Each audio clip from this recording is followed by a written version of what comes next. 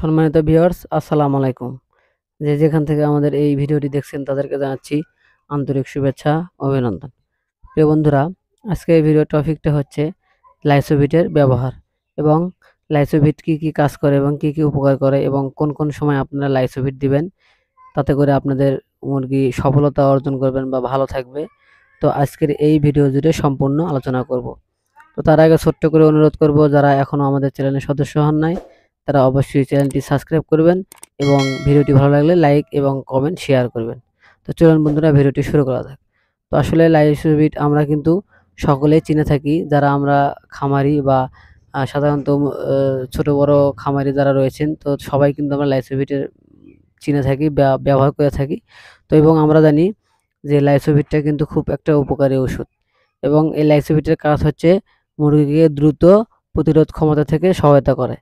তো যার কারণে আমরা যেকোনো কারণে, যেমন আমরা বাচ্চা যখন নিয়ে আসি, যখন আমরা ব্রুডিং পিরিয়ডে ছাড়ি অথবা মুরগিগুলোকে জার্নি করে যখন এক জায়গা থেকে আরেক জায়গায় নিয়ে যাই, তো সেক্ষেত্রেও কিন্তু আমরা এই লাইসোভিটটা ব্যবহার করতে পারি।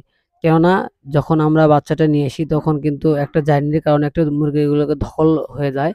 তো সেক্ষেত্রে আমরা লাইসোভিট যদি ব্যবহার করি তাহলে প্রতিরোধ ক্ষমতা বেশি থাকার কারণে বিভিন্ন রোগ থেকে আরোগ্য লাভ করে থাকে।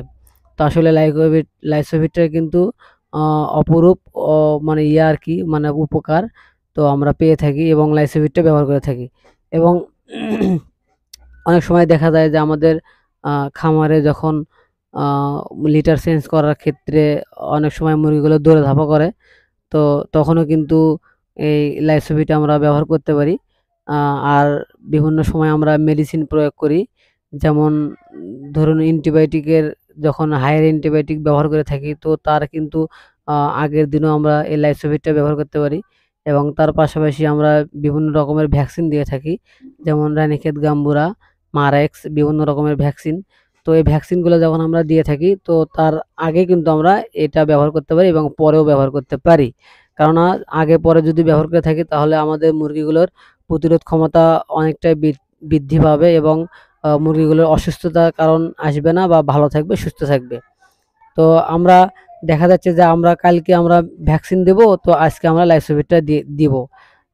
পরের দিন আমরা ভ্যাকসিন করব। তাতে করে আমাদের মুরগি সুস্থ থাকবে, ভালো থাকবে। তো আশা করছি আমাদের আ এই লাইসোভিটটা কিন্তু অনেক প্রকার লেগে যায় এবং একটা আ ইয়ের মতো আমাদের যে স্যালাইন প্রয়োগ করে, যে মুরগির স্যালাইন প্রয়োগ করে সাময়িকের জন্য আমাদের মুরগির প্রতিরোধ ক্ষমতা বৃদ্ধি পায়। তো তার একটা অ মানে অপরিসীম একটা কাজ করে থাকে, সেটা হচ্ছে লাইসোভিট। তো প্রিয় বন্ধুরা, আজকের এই ভিডিওতে আমরা আসলে বুঝলাম যে লাইসোভিটের যে উপকার এবং লাইসোভিটের ব্যবহার। তো আশা করছি অবশ্যই আপনারা বুঝতে পেরে গেছেন।